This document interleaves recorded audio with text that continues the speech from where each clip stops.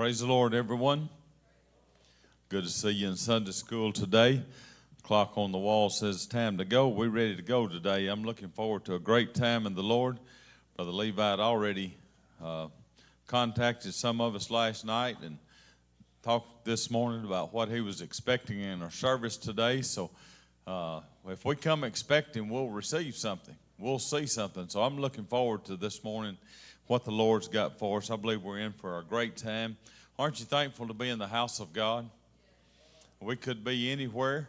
We could not even be here, but I'm thankful that I chose to be in the house of God today. Thankful everything is well with us is what it is, and looking forward, as I said, to a great time this morning. Let's go ahead and stand, go to the Lord in prayer. Thankful we serve a big God. We have a lot of needs, but we've got a big God, and He can handle any of these needs. Let me just run through our list real quick.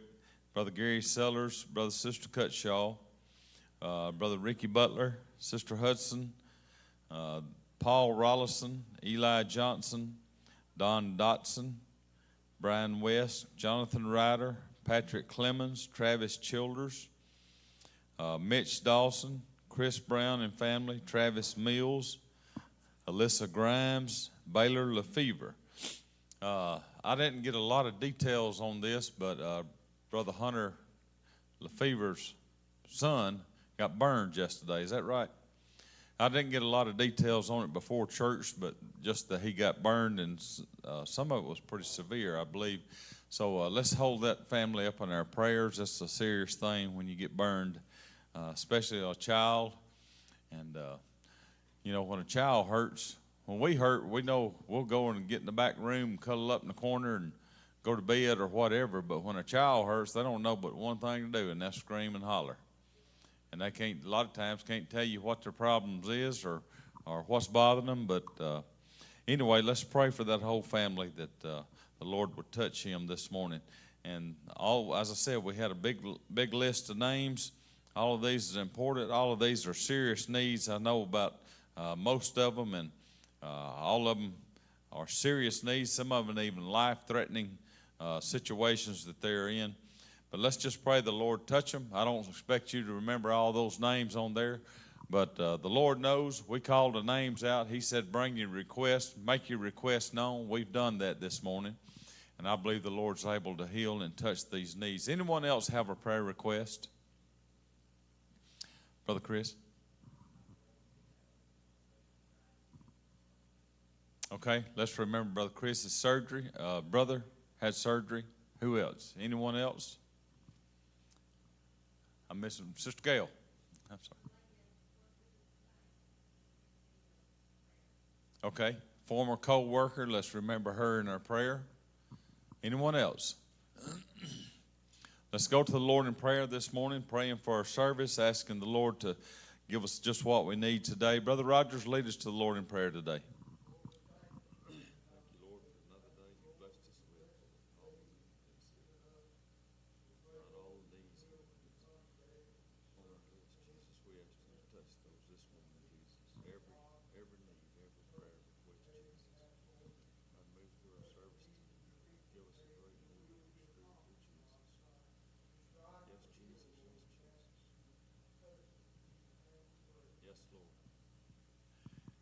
You may be seated. Ushers can come on and grab our offerings. I'm glad to see you in Sunday school today. Got a good crowd today in our Sunday school. I'm glad to see you here. Sister Connie asked me this morning, was I going to finish up what I started 2 weeks ago? And I said, no, I know I left us in limbo. I know I left Peter on the housetop, and Cornelia's still waiting on him. But I wanted to finish that up, but I thought about, I had 50 minutes to make a point, and I didn't make it in 50 minutes. I just need to forget that and go on somewhere else. So I'm not going to dwell back on it today, even though I wanted to, and I sure contemplated it a lot. But I hope I've got something that'll bless your heart this morning. I don't know, we're living in some different times than we've ever seen. Some more wicked times and more... not only just wicked, but some odd times. We're seemingly in our day, people don't want to work like they used to. They don't see, I don't know if they don't see the need to work, but if they come in and want a job, they want to start out where you at right now. You've been doing it for 20, 25, or 30 years, but they want to start where you're at and been working for years and years to get there. They don't want to work their way up. I don't know whatever happened to that old work ethic of just going in and starting at the bottom and working your way up. That just don't seem to happen anymore. Everybody wants to start at the top and make the big money and drive the nice cars, and they don't want to pay their dues, you know. People just don't want to pay their dues no more. They'd rather sit home and draw unemployment. They had, if I can't make the biggest money there is to make there. And I don't really understand that mentality. I heard about this guy one time. I know I'm already off on a rabbit trail, but I heard about this guy one time that came into the welfare office, and he told the lady, he said, "I'm tired of being on welfare." He said, "I want to go to work." She said, "Well, what can you do?" He said, "Oh, I'm a jack of all trades. I can do anything. It don't matter what it is. I can do it. Just tell me what you got. I can do it." She said, "Well, what are you expecting?" He said, "Well, I'm expecting about, $100,000 a year." And the lady said, "Well, I got just the job for you." And he said, "Well, good." She said, "There's a wealthy old gentleman that is needing somebody." Said he's got a very beautiful daughter, and all the job is to drive her around wherever she wants to go. That's all the job is to it. And he said, "Well, what about the pay?" She said, "It'll pay you probably $150,000 a year, new house to live in, no worries." And he said, "You got to be kidding." She said, "Well, I am, but you started it by saying you wanted $100,000. Coming in off of welfare, wanting to start at $100,000. That's what I'm talking about. People just, they don't want to start at the bottom and work their way up. But some people just don't want to pay their dues. But never let it said that we won't do the small stuff. We won't work the small jobs. A lot of times that's the most important. A broom is a foreign object in some people's hand. When they get to be the boss, they can't sweep no more. You know who takes out the garbage in my office? It ain't them ladies. They'll let her pile up head high. They'll just keep piling. There's a garbage dumpster within 100 foot of our building, or less than that. They'll go out and walk 2 miles a day for exercise, but they'll let the garbage pile up about this high, and they wouldn't walk 100 foot to put it in the garbage can. You know what they say? "Hey, we got a load of garbage back there we need to get out." Yeah, we do, don't we? We got a load of garbage. In the work of God, folks, this is a little bit different. Until we learn to do the little things, the big things will never happen for us. It'll be like I've always said, you'll be waiting for your ship to come in, you'll wind up being at the airport when it gets there. That's about the way it'll go. But only the great things that ever happened to a person started as a job that nobody else want. It started as a job nobody else wanted. Whether you're at the bottom of the totem pole or just about halfway up, never despise the small things. They're preparing us for big things. So that's what I want to talk to this morning. Despise not small things. Despise not small things. Great things have big beginnings. You see the huge oak tree out in the forest, and it's just amazing how big a tree it is. Some of them so big you cannot even reach around. And just think, those things started with a little small acorn. Very small. I had 2 big trees blow down in back of my house just recently, and they were big.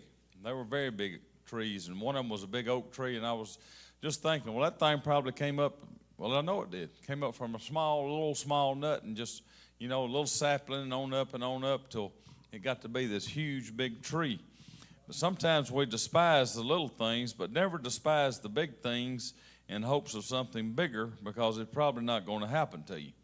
My granddad told me this a long time ago, and he used to, even in his preaching, he said this: if you want to come out the big side of the horn, go in the little side. If you want to come out the little side, go in the big side. Go up big, but you'll come out small. There was a guy that one time that was preaching, and he came up to the platform, and he was just, boy, when he come up there, you know, he was just jumping and hopping and hooping, and throwed that Bible down. He was ready to go, and he talked about 2 or 3 minutes, and all of his thoughts left him, and he couldn't even think of anything else to say. He come up there wide open, but he didn't last, but he fizzled out in about 2 minutes, 2 or 3 minutes. So he closed his Bible and just walked back down the steps real humble with his head down and sat back down. And the preacher told him, said, "Sir, if you'd have went up like you came down, you could have came down like you went up. Despise not the small things." Do you remember in the Bible where and we'll get on to the lesson. This is part of the lessons, but you remember the Bible where the parable of the talents. Now, I don't have to go through this whole parable because you're all familiar with the talents and how the one with the 5, his Lord gave him those 5 talents. And when he came back, he presented his Lord with 5 more. He said, "Look here, I've made 5 more. I took your talents and put them before merchants, and I've got some interest on them, and I've got 5 more in return." And then the guy came with the 2 talents. And he told the Lord, "Look, I've doubled mine. You give me 2, I've got 2 more. I've got 4 now." And the Lord was very proud of him. Then here's this guy with a 1 talent. 1 talent. And he came in with the mentality of, like a lot of folks do in our world today, I'm the victim. He came in and told his Lord, he said, "Well, I was afraid. I was afraid." Now, you'd think the Lord would have had pity on somebody that's afraid. But the man said, "I was afraid because I knew what kind of hard man you was. I was afraid, and I went and hid it, but here's your 1 talent back." Indicating that I'm more trustworthy, Lord, than the others were. They just put their talents out there to the usury. They happened to get a return on it, but I was real conscious of this 1 talent. You give it to me and entrusted it to me, and I'm an honest, hard-working, trustworthy servant, Lord. I took that 1 talent, and I was so protective of it that I hid it so nobody could see it until you got back, and here it is, Lord. Here it is. And you would think the Lord would have said, "Man, that is one trustworthy servant I've got. That's the most trustworthy servant I've ever seen." He was so conscious of what I give him. You know what the Lord said? His first words said, "Thou wicked and slothful servant." That was his answer to him. He didn't say, "Well, I'm sorry you felt that way," or "I wished you'd have thought about this a little more." He just said, "Thou wicked and slothful servant." You lazy bum is what he was actually saying. You took the money or the talent that I give you, and instead of producing something else with it, you just stuck it in the ground where nobody could see it. And you would have think the guy would have humbly been cowered down and walked off, but before he could walk off, the Lord said, "Get him and throw him into the outer darkness where there's weeping and gnashing of teeth." I mean, that's pretty harsh judgment on somebody you'd think was just trying to be trustworthy and so good and so honest. But that's what the Lord said. I worked for a boss one time, and he was pretty tough. He was a tough boss, but he got to be where he was at because he could produce. He could make money. He was over the state of Mississippi and over the state of Louisiana for a long time, and many years we'd go to meetings in Atlanta to end the year, and our state would make more money for the company than anybody else did, any other state did, in the whole company. We was in 5 or 6 states at that time, and but he was a strong-willed person, strong operator, and I'd got promoted to supervision, and I'd been doing that for 2 or 3 months, 3 or 4 months. And it was a lot harder than I had anticipated it being.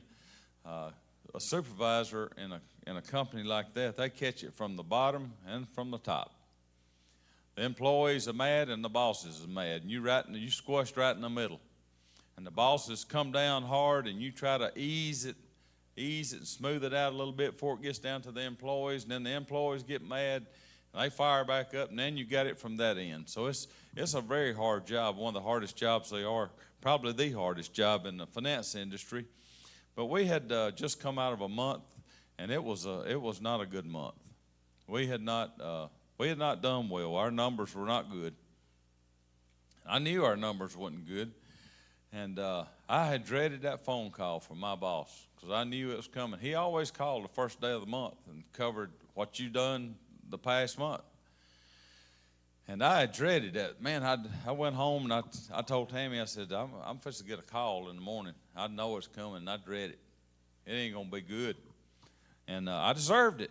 I mean, I knew our numbers weren't where they ought to have been. So I devised me a little plan. And I said, I know what I'm going to do. The next morning, I'm going to call him before he calls me. I'm going to get on the stick. I'm going to ring him up early, and I'm going to show him how concerned I am and how worried I am about that, and tell him that, you know, we're gonna do better the next month. Our next month's going to be better. I had my little plan all devised out. So sure enough, I called him the next morning at about 7:30, and of course he was already at work. And I said, I just wanted to holler at you about our month. I said, I know we didn't have a very good month, and our numbers were not good, and I said, but next month I think this month is going to be a lot better than our last month was. And you know, I propped it all up, and I said I wanted to holler at you early and go ahead and tell you about that. And he said, Keith, we promoted you to produce results. He said, isn't it a shame that you don't get paid for effort, but you get paid for results? And he hung up the phone. You know what that done? I got my attention. I wasn't bringing no one talent back to the table next time we had a meeting. He done give me a talent, and I wasn't bringing just one back. I was doubling that thing. That got me on the stick. I done figured out right then excuses were not going to work. You know, the excuses not going to work with the Lord either. They're not going to work.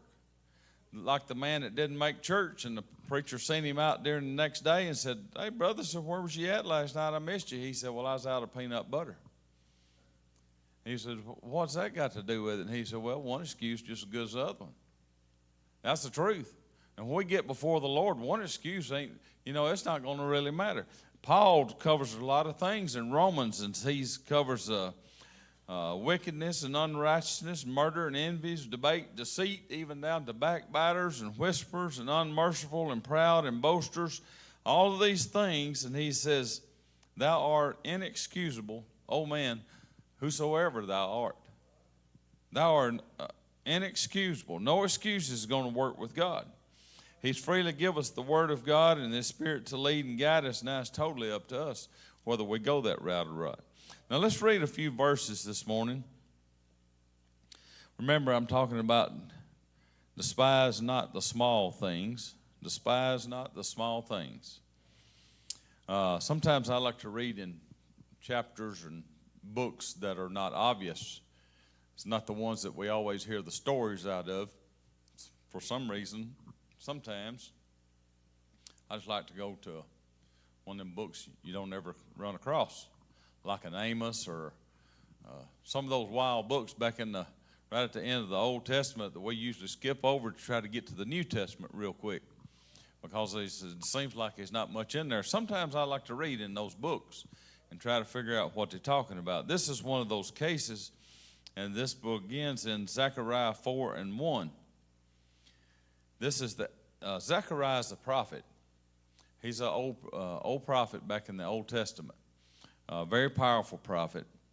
And the angel that talked with me came again and waked me as a man that is wakened out of his sleep.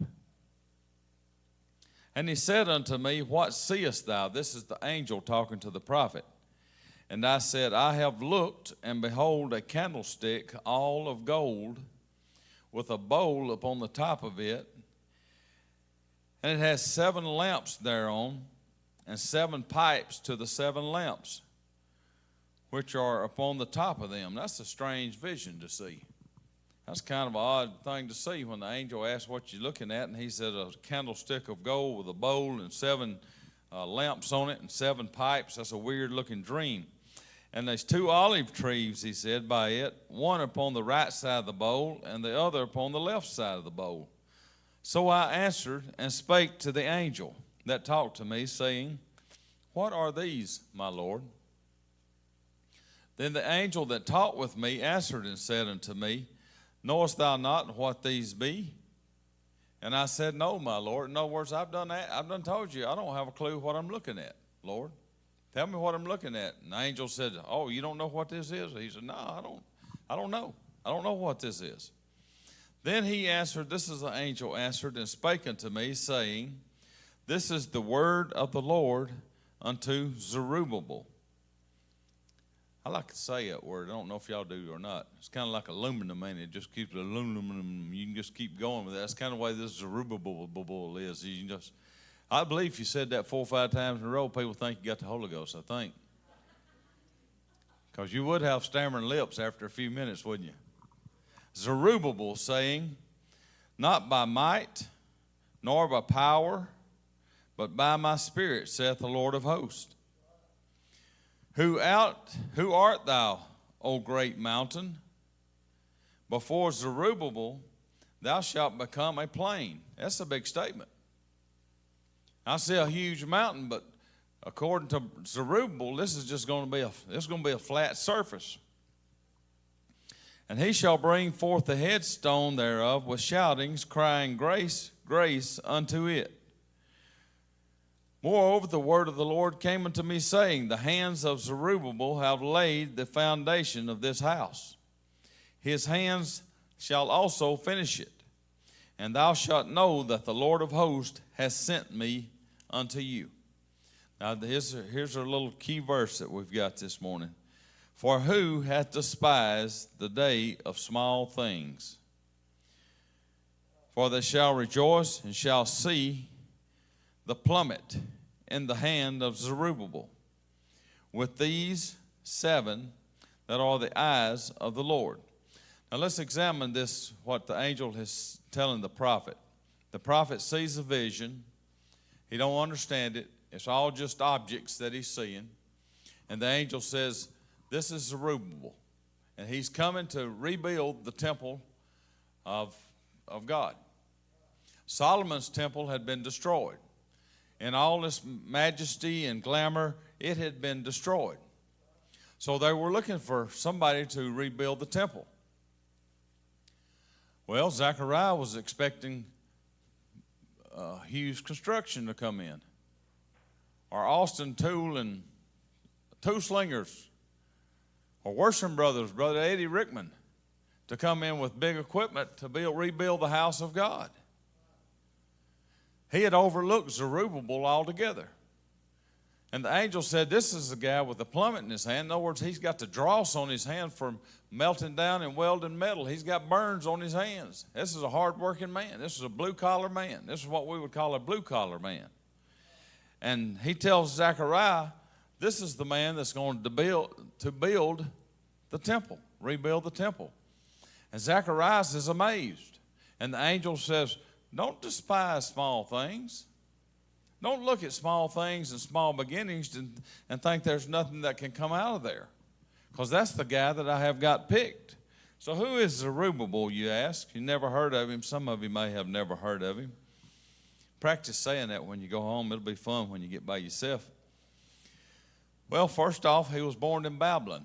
This is when the children of Israel had been taken captive, and he was in Babylon when he was born. And he had worked his way up till he became governor of the tribe of Judah. That's pretty strong. When you're born as a slave and you work your way up, that's what I was telling you earlier. Nobody wants to start at the bottom and work the way up. Zerubbabel didn't have a choice. He was born a slave. And then he started working his way up until finally he had became governor of Judah.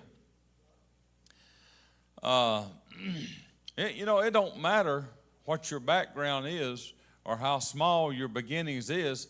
You can excel in God if you want to. The only limitations you've got from is what you put on yourself. God is willing to do for you whatever you want to do, whatever you want to be. You can be all you can be in God's army. You can be it. Now here's a no-name fella that the prophet looked over, and the angel said, do not despise the small things. This is what I firmly believe. If the Lord calls you to do something, he's going to fully qualify you. He's going to give you every tool that you need to succeed, because he's expecting you to excel in whatever field that he puts you in. Whatever job he puts you in, he's expecting you to be the best you can be.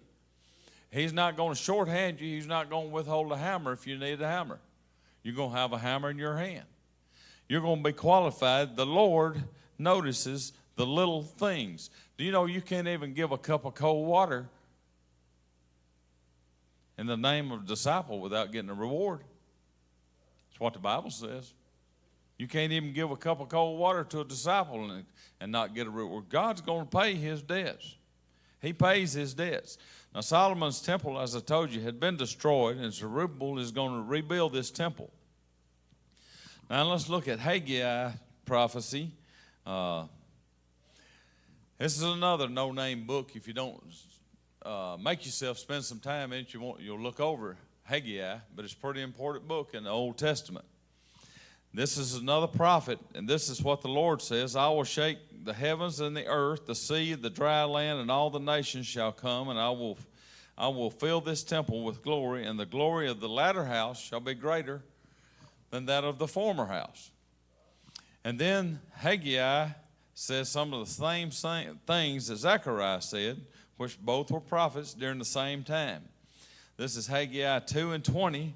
And again, the word of the Lord came unto Haggai in the 4th and 20th day of the month, saying, speak to Zerubbabel, governor of Judah, saying, I will shake the heavens and the earth, and I will overthrow the throne of kingdoms, and I will destroy the strength of the kingdoms of the heathen, and I will overthrow the chariots and those that ride on them, and the horses, and their riders shall come down, every one by the sword of his brother. In that day, saith the Lord of hosts, will I take thee, O Zerubbabel, my servant, the son of Shealtiel, saith the Lord, and I will make thee as a signet, for I have chosen thee, saith the Lord of hosts. I will make you as a signet. Now, during the Old Testament days, the New Testament days, back in the older times, there was a signet ring that the king wore. It was made especially for him when he was made to be king, when he was appointed king. This ring was unique to him. Nobody else could have this ring. That was probably one of the most important pieces that the king owned, was his signet ring. Because whenever there was a law written or a decree passed, we hear it said a lot of time in the Old Testament, a decree was passed, such as in Daniel's day. There was a signet ring on his finger. And this ring was dipped in some kind of dye, and it was done just like this on this piece of paper. Well, when you seen that piece of paper that had the king's signet on it, it was a done deal. It's locked in. It's over with. It was the law of the country. There wasn't no getting around it. It's like the federal laws now. If the feds make a law, whether we like it or not, we have to obey it. Or we're subject to punishment or whatever the crime or whatever the punishment is for not obeying it. That's the way this ring was, signet ring for the king. That was the most important piece he had, was his ring on his finger. That's the same thing that the Lord said, I will seal you until the day of redemption. You know what he was speaking of? The signet ring of the king. You know what the seal for us is today? It's the Holy Ghost. That's what he seals us with till the day of redemption. That's his putting his seal of approval on us. That's what the signet ring is. And Haggai said, O Zerubbabel, my servant, the son of Shealtiel, the Lord will make thee as a signet, for I have chosen thee, saith the Lord of hosts. This is pretty big. Zerubbabel is revered as being one of the greatest Bible heroes, labor and working and rebuilding the temple of God. Now, Solomon's temple was destroyed. It was a whole lot more elaborate than Zerubbabel's temple that he built. It was even bigger in size than the temple that Zerubbabel built. But Zerubbabel laid the foundation, and then he built the temple 500 years later. Do you know who preached and taught in the temple that Zerubbabel built? Jesus Christ himself. He taught in that same temple. It lasted that long. That's pretty good for an old slave boy. If you don't believe Zerubbabel is important, you check out Matthew, probably around Matthew 1, probably around 11th or 12th verse, maybe 13th verse right in there. You know who you're going to find in the genealogies of Jesus Christ? Zerubbabel. He's in there. He's right there in the book. That is unbelievable. The man was willing to do small things, and now he's an ancestor of Jesus Christ. I once heard it said, the man that moves mountains must start by removing a small stone first. Start with the little things. If you plan to do big things, you got to get in the habit of doing little things first. You got to be willing to crawl before you walk. I've got a new grandbaby, and all of y'all know about her, and I'm not going to tell you how wonderful and pretty and precious she is. But the amazing thing about her, she followed the pattern of every other baby I've ever known.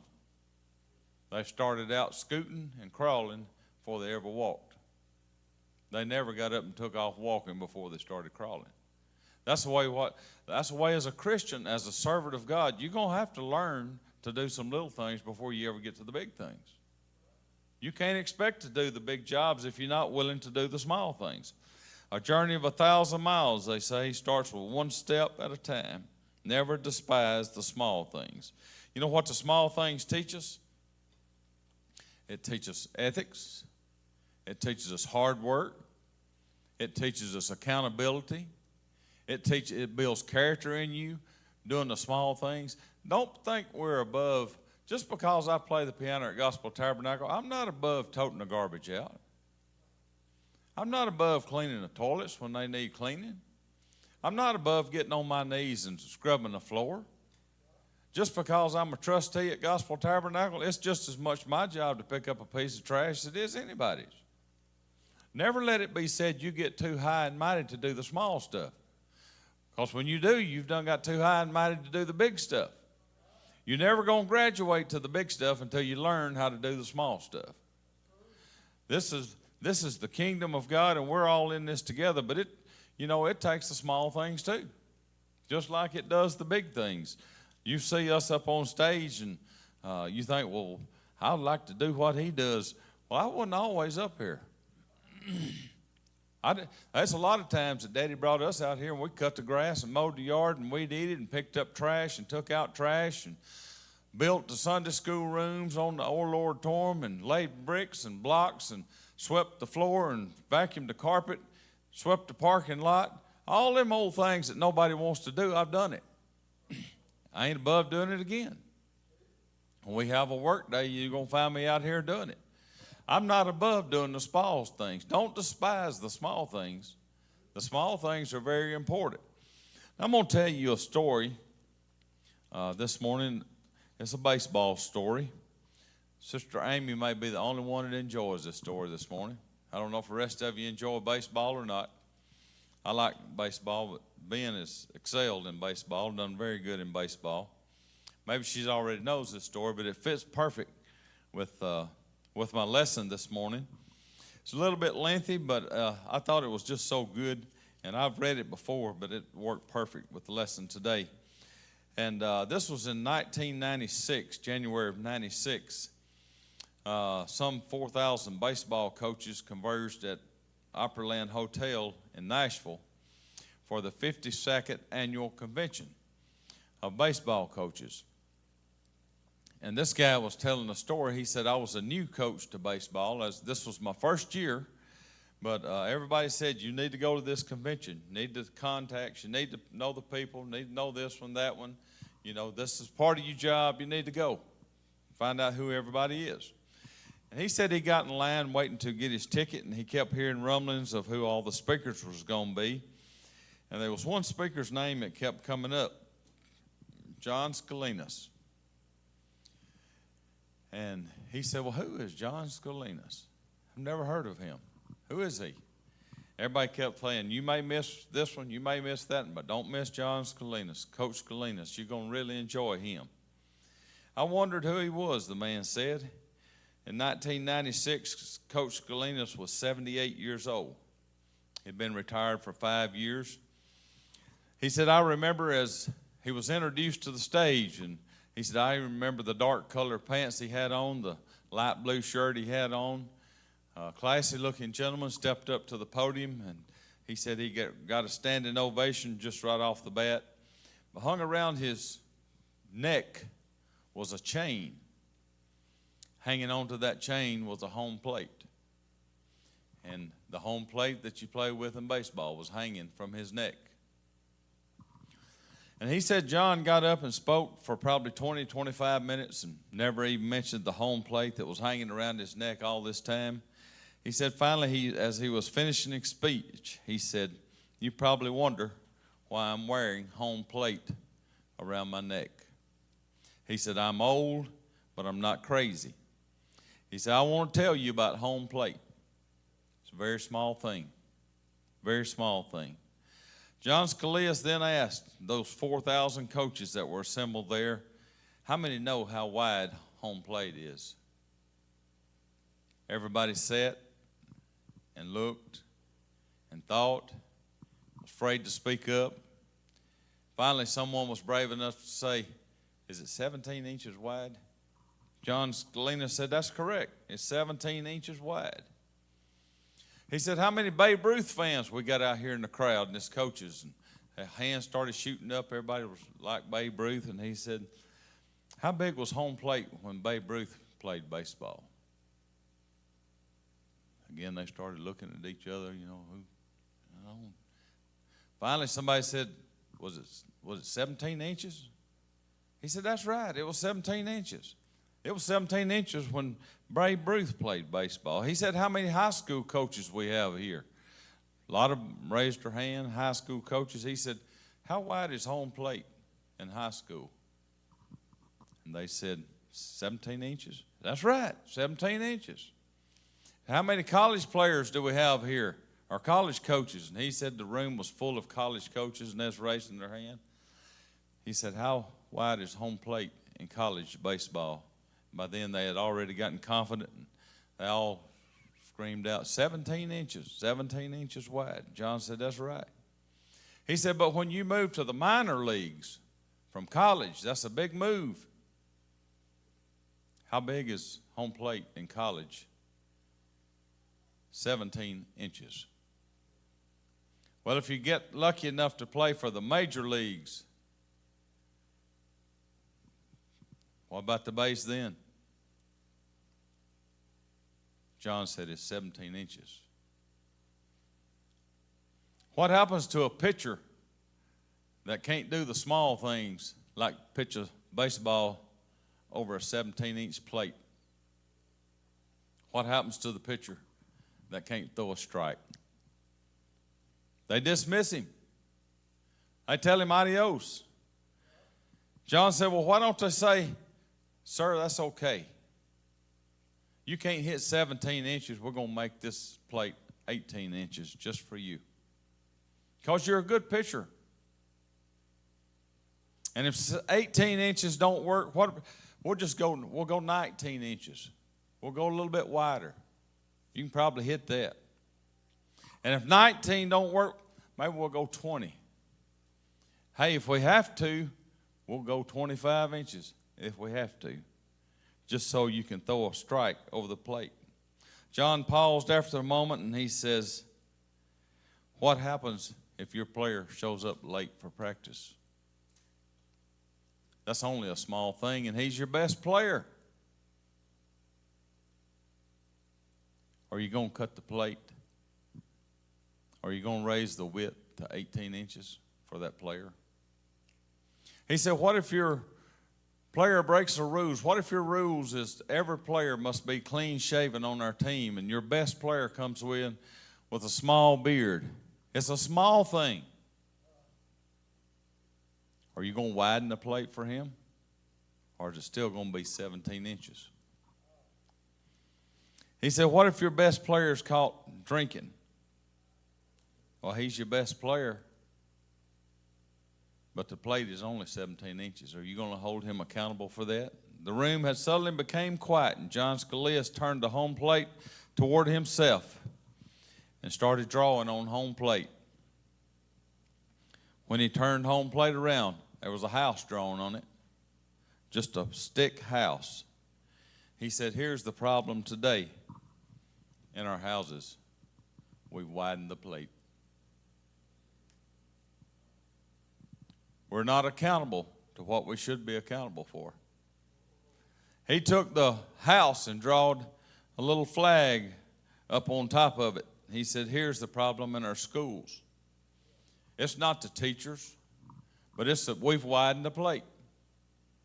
We said that student is below somebody else. He's below somebody else. So instead of getting him up to standard, to the 17 inches, we just said, we'll take the plate out just a little bit wider to accommodate them. On top of that, he drew a cross, and he said, this is the problem in our churches. Preachers have gotten power and authority, but they don't have accountability. And they mistreat children, and they mistreat women. Some even go as far as mistreating men. And what do? We excuse them because they couldn't meet the standards, so instead of 17 inches, we'll let them try to hit a 20-inch plate. Same with our government. Our so-called representatives make rules for us to follow but can't apply it to themselves. Our country is out of control and fallen into total abyss just because we widened the plate. This guy says, as a young coach, I sat there in amazement thinking I was going to hear something about balls and strikes and home runs, but here's an old coach teaching the value of accountability. Coach John Scalinas finished his speech and said, if you will remember this one thing today, if we fail to hold ourselves to a higher standard, a standard of what we know is right, if we fail to hold our homes to a higher standard, if we fail to hold our families and our churches and our schools and our government to a higher standard, there's only one thing you can look forward to.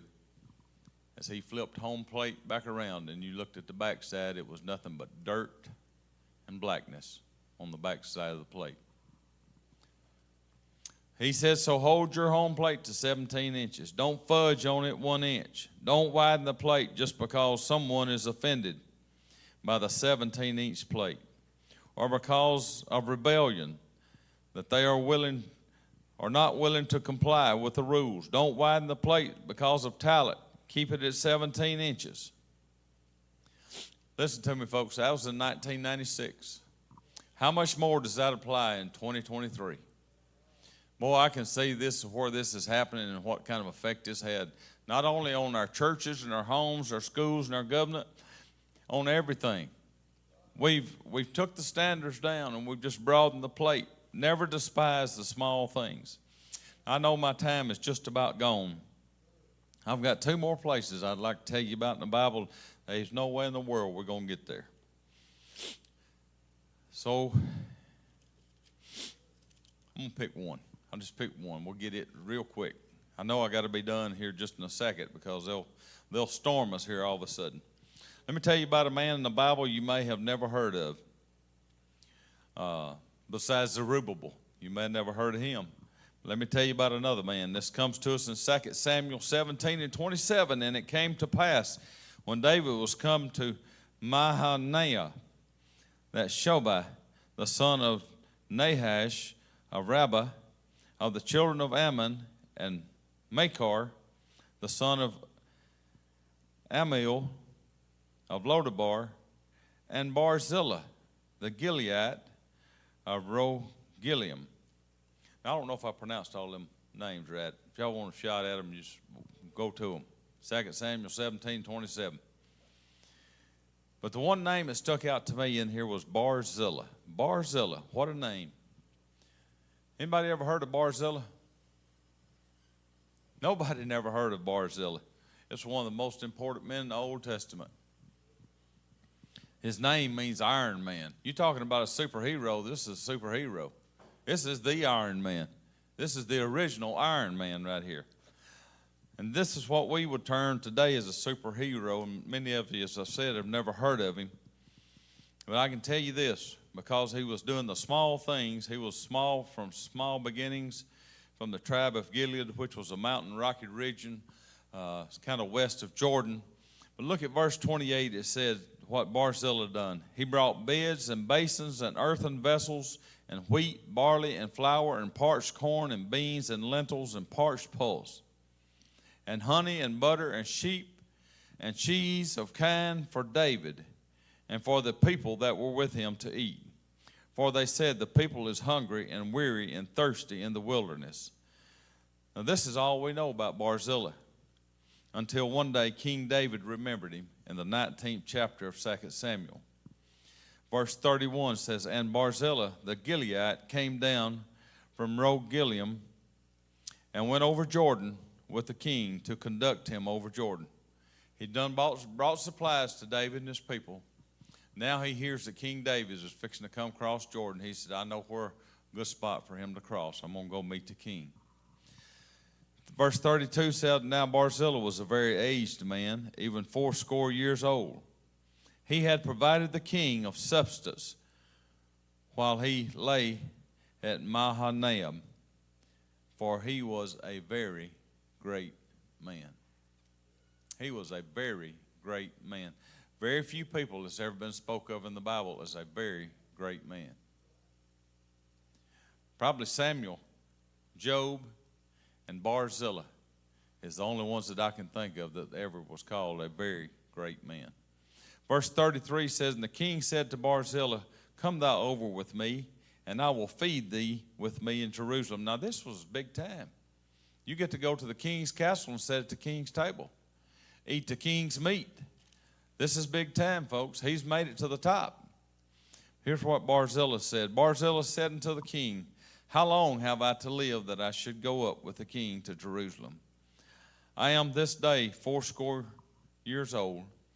Can I discern between good and evil? Can thy servant taste what I eat or what I drink? Can I hear any more the voices of singing men or singing women? Wherefore then should thy servant be yet a burden unto the Lord thy king? Thy servant will go a little way over Jordan with the king. Why should the king recompense it me with such a reward? You know what Barzillai said? David, I've always been content doing the small stuff. You want me to come and be in the king's castle and eat the king's food instead of the king? I'd be out of place there. I've done got old. I can't taste. I can't hear. This is what Barzillai was telling David. And he said, it'd be sufficient with me, though, if you just let me walk with the king.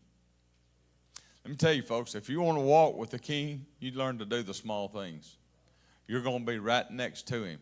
I promise you, you will be right next to the king. You can't get any closer to God. When he said, despise not these little ones that are coming unto me, except you become as a little child. You ain't going to be able to enter in. Become as a little child. Well, I know that's our second bell. Man, I had so much more stuff to go. Sister Connie, I don't know if I finished this enough either, but this is a good lesson, folks, even if I did teach it. Despise not the small things. That's something our society needs to learn. That's something our church needs to learn. Despise not the small things. The small things are just as important as the big things, folks. Learn to do the small things. Let's give the Lord a big hand for this word.